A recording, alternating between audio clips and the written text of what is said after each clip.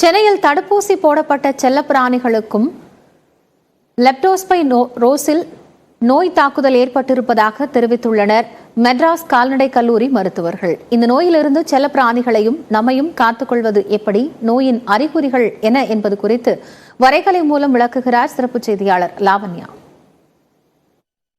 மழைக்காலம் குளிர்காலங்களில் மனிதர்களுக்கு ஏற்படுவதைப் போலவே செல்லப்பிராணிகளுக்கும் உடல்நலம் குன்றுவது இயல்பான ஒன்றுதான் அப்படின்னு சொன்னாலும், இந்த குறிப்பாக லெப்டோஸ்பைரோசிஸ் அப்படின்னு சொல்லக்கூடிய இந்த நோய் தாக்கம் அப்படிங்கிறது நிறைய தாக்குதலை நாய்களுக்கு ஏற்படுத்துது அப்படின்னு சொல்லிட்டு மெட்ராஸ் மருத்துவக் கல்லூரி மருத்துவர்கள் குறிப்பிட்டிருக்கிறாங்க. அதுவும் இந்த ஆண்டுல குளிர்காலத்தில் மட்டுமே 210 நாய்களுக்கு இந்த நோய் தாக்கி இருக்கிறதா குறிப்பிட்டிருக்கிறாங்க. இந்த லெப்டோஸ்பைரோசிஸ்னா என்ன அப்படின்னு பார்த்தோம் அப்படின்னா, இது ஒரு வகையான பாக்டீரியா. லெப்டோஸ்பைரா அப்படின்னு சொல்லக்கூடிய அந்த வகையை சேர்ந்த பாக்டீரியா தான். இதுல 300 வகையான பாக்டீரியா வகைகள் இருந்தாலும் கூட குறிப்பாக ஆஸ்ட்ராலிஸ் ஆட்டோமெயில்ஸ் அப்படின்னு சொல்லக்கூடிய இந்த 2 வகை பாக்டீரியாக்கள் தான் அதிகமாக நாய்களை தாக்கும் அப்படின்னு குறிப்பிடுறாங்க. இந்த நோய் வந்ததுன்னா யாரெல்லாம் தாக்கும் அப்படின்னு பார்த்தோம் அப்படின்னா, நோய் எதிர்ப்பு சக்தி குறைவாக இருக்கக்கூடிய நாய்கள் அதிகமா இந்த நோய் தாக்கும். அதே போல அந்த செல்லப்பிராணிகளை வளர்ப்போரையும் அந்த செல்லப்பிராணிகளை சுற்றி இருப்பவர்கள், இப்போ தெருநாயாக இருந்தால் அவர்களை சுற்றி இருக்கக்கூடிய மனிதர்கள், சளி இது போன்ற பாதிப்புகள் இருக்கக்கூடிய இடங்களையும் அதிகமாக பரவும் அப்படின்னு சொல்றாங்க. அது மட்டும் இல்லாம தெருநாய்கள், அதே போல கொறித்துண்ணிகள் அதிகம் இருக்கக்கூடிய பகுதிகள், ராட் எல்லாம் அதிகமா இருந்துச்சுன்னா அந்த பகுதிகளையும் இந்த லெப்டோஸ்பைரோசிஸ் பரவும் அப்படின்னு சொல்றாங்க. ஈரமண் இல்லைன்னா தேங்கி இருக்கக்கூடிய அசுத்தமான மழைநீர் போன்ற இடங்களையும் இந்த லெப்டோஸ்பைரோசிஸ் பரவும் அப்படின்னு சொல்றாங்க. குறிப்பாக மழைக்காலங்களில் அதிகமாக பரவக்கூடிய தன்மை கொண்டதுதான் இந்த பாக்டீரியா. இந்த நோய் ஏற்பட்டுச்சுன்னா அந்த நாய்களுக்கு என்னென்ன அறிகுறி இருக்கும் அப்படின்னு பார்த்தோம்னா, இயல்பாகவே காய்ச்சல் அப்படிங்கிறது இருக்கும்.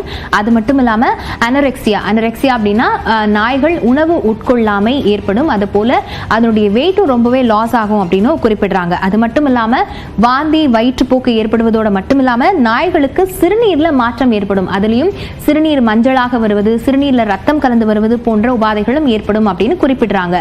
இந்த நோய் வந்துட்டா உடனடியாக என்ன செய்யணும் அப்படின்னு பார்த்தோம்னா, கால்நடை மருத்துவர்களை அணுகுவது மிகவும் அவசியம். அது ஏன் அப்படின்னு பார்த்தோம்னா, இந்த நோய் வந்ததுன்னா அது கண்டுகொள்ளாம விட்டுட்டோம் அப்படின்னா நாய்களின் இறப்பு விகிதம் கூட அதிகமாக கூடும் அப்படின்னு குறிப்பிடுறாங்க. ஏன் அப்படின்னா 5% முதல் 15% வரைக்கும் இறப்பு சதவிகிதம் இந்த நோயால ஏற்படுது அப்படின்னு சொல்லிட்டு மருத்துவர்கள் குறிப்பிடுறாங்க.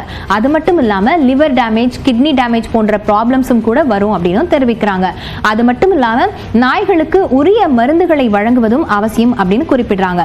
அதே போல இந்த நோய் தாக்கம் ஏற்படாமல் நம்மை தற்காத்துக் கொள்வது எப்படி, நம்ம செல்லப்பிராணிகளை தற்காத்துக் கொள்வது எப்படின்னு பார்த்தோம் அப்படின்னா, முறையாக உங்களுடைய செல்லப்பிராணிகளுக்கு தடுப்பூசியை செலுத்தி இருக்க வேண்டும். அது ரொம்பவே அவசியம் அப்படின்னு குறிப்பிடுறாங்க. அது மட்டும் இல்லாம உங்க வீட்டை சுற்றி மழைநீர் தேங்காத வண்ணம் பார்த்துக்கிறதும் ரொம்ப நல்லது அப்படின்னு தெரிவிக்கிறாங்க. அதே போல கொறித்துண்ணிகளை கட்டுப்படுத்தக்கூடிய வேலைகளை, ராட்ஸ் அதிகம் இல்லாதபடி பார்த்துக்கோங்க அப்படின்னு மருத்துவர்கள் தெரிவிச்சிருக்கிறாங்க. ஏன் அப்படின்னு பார்த்தோம்னா, செல்லப்பிராணிகளை வளர்ப்போருக்கும் இது பரவும் அப்படிங்கிறதுனால நீங்களும் உங்க செல்லப்பிராணிகளை சுத்தம் செய்த பிறகு கை கால்களை ரொம்பவே சுத்தமாக வச்சிருக்கிறதும் அவசியம் அப்படின்னு மருத்துவர்கள் குறிப்பிட்டிருக்கிறாங்க.